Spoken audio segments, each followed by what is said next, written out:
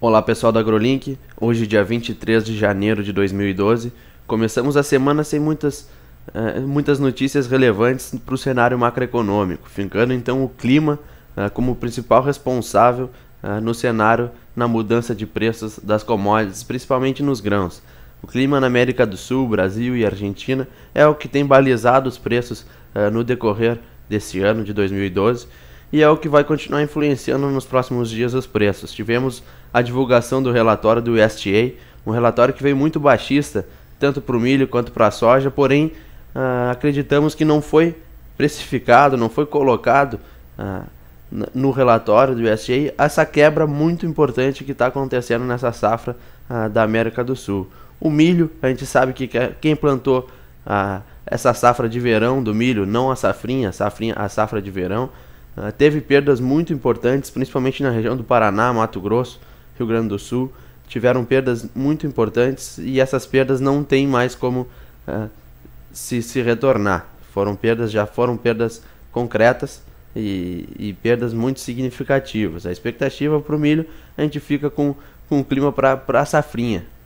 O pessoal lá no Mato Grosso do Sul, com esse início de chuvas, essas chuvas constantes, não vão conseguir colher talvez a tempo a soja e dar início ao plantio do milho safrinha. Então a gente fica aí com um cenário bem altista, muito positivo para o milho na sua sequência. Existe agora essa incidência de chuvas, o pessoal começa a precificar alguma coisa, não vamos ter uma quebra tão forte por estiagem. Eu fico na expectativa de vamos conseguir semear no período certo o milho safrinha ou não.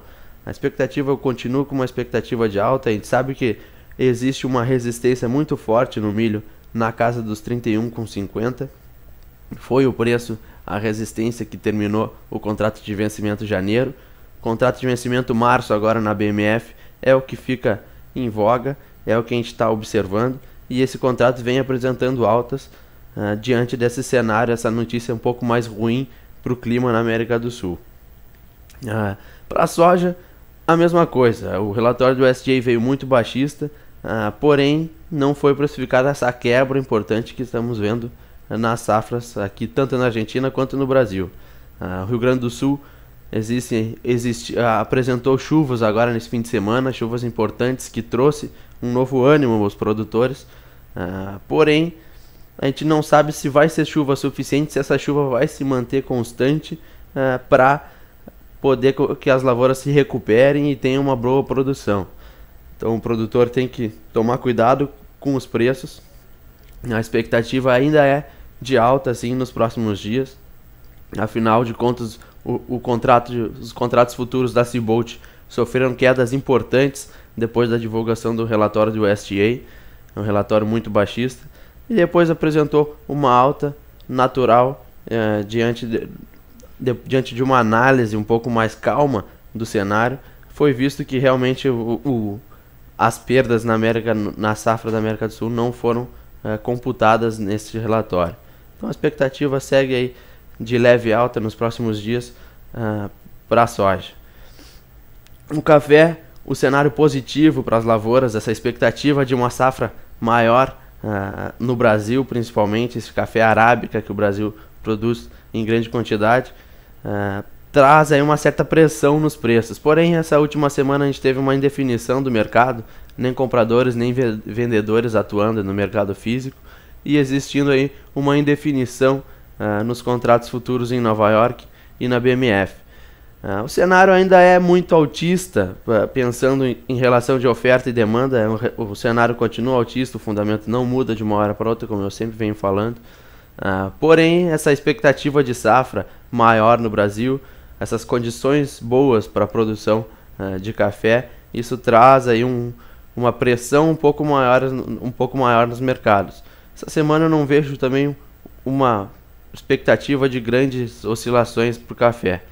A gente está ainda um período de um pouco de indefinição. Talvez a influência do dólar possa ter uma relevância maior nesses contratos de café no mercado futuro do que propriamente os fundamentos, alguma coisa que vai mudar este cenário.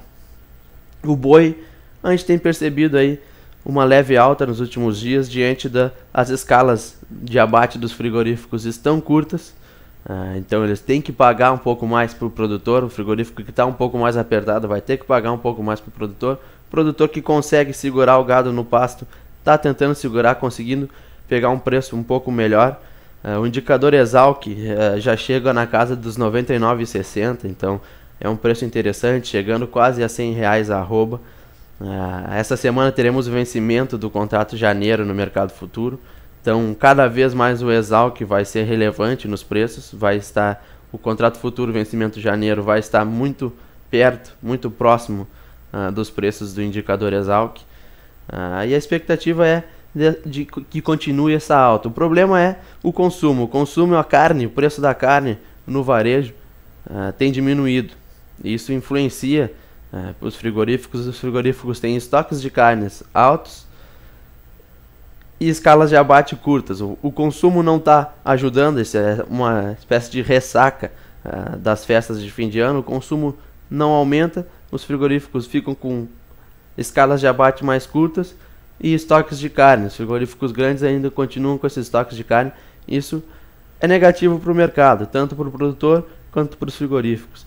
Claro que para o consumidor de varejo ele acha interessante essa diminuição no preço da carne, porém o produtor quer um preço melhor para a sua arroba, porém ele precisa de que o consumidor final compre e essa demanda continue forte. Então a expectativa para o boi ainda é de uma leve alta. Existe uma dificuldade de engorda em algumas regiões do Brasil, então a oferta fica um pouco mais escassa. Se o consumo melhorar, a tendência é que o boi consiga aí ter altas interessantes. Acho que para essa semana é isso, pessoal. Tenham uma boa semana e bons negócios.